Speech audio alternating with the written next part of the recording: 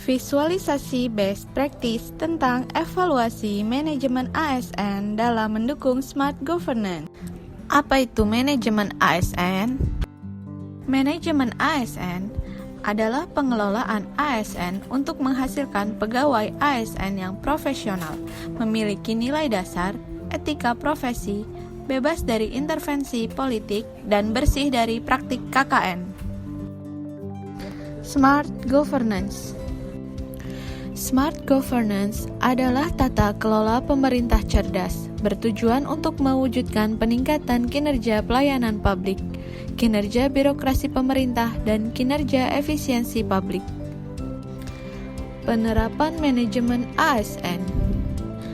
Sehubung dengan Surat Edaran Menteri Pan-RB tentang status kepegawaian di lingkungan instansi pemerintah menyebutkan bahwa status kepegawaian di lingkungan instansi pemerintah hanya terdiri dua jenis kepegawaian, yaitu PNS dan P3K.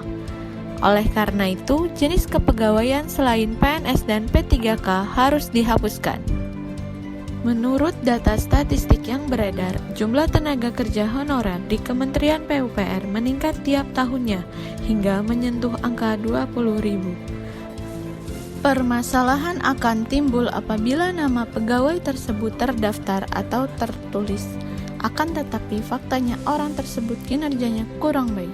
Hal tersebut diakibatkan karena pegawai non-ASN tidak mempunyai hak pengembangan kompetensi seperti PNS dan P3K, sehingga pemerataan kompetensi untuk mewujudkan smart governance di lingkungan Kementerian PUPR akan sulit dilakukan. Oleh karena itu, dengan penghapusan tenaga non-ASN mulai 2023, diharapkan pegawai di lingkungan Kementerian PUPR lebih profesional, kompeten, dan sejahtera, serta pengadaan tepat guna sesuai dengan kebutuhan instansi.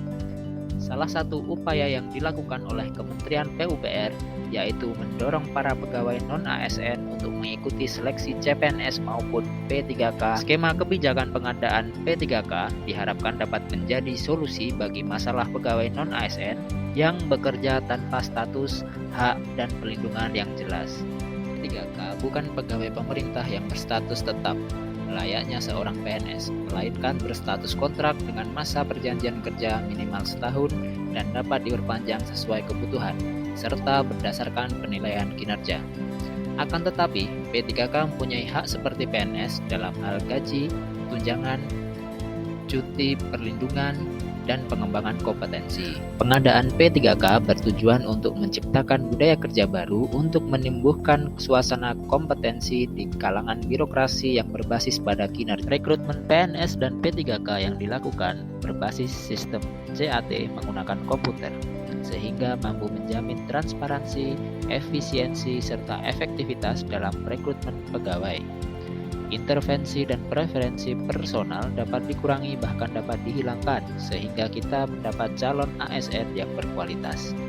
Hal ini merupakan perwujudan sistem merit di mana dalam pengelolaan ASN dilakukan dan didasari pada pertimbangan kualifikasi, kompetensi, dan kinerja secara adil dan wajar tanpa membeda-bedakan. Dalam mendukung pembangunan infrastruktur, kita sebagai ASN PUPR harus berkomitmen untuk sigap, siap, dan profesional melaksanakan tugas yang diberikan. Mewujudkan penyelenggaraan infrastruktur yang profesional, setiap insan PUPR harus bekerja dengan jujur, bertanggung jawab, dan berintegritas tinggi. Dalam menciptakan kondisi kerja yang kondusif dan terhindar dari konflik kepentingan, ASN PUPR harus profesional dan mendahulukan kepentingan umum di atas kepentingan pribadi. Dalam penyelenggaraan infrastruktur, sebagai ASN PUPR, kita harus melaksanakan tugas sesuai dengan ketentuan peraturan perundang-undangan. Melayani dengan sepenuh hati dan fokus untuk memberikan hasil yang terbaik untuk seluruh rakyat Indonesia. PUPR sigap membangun negeri.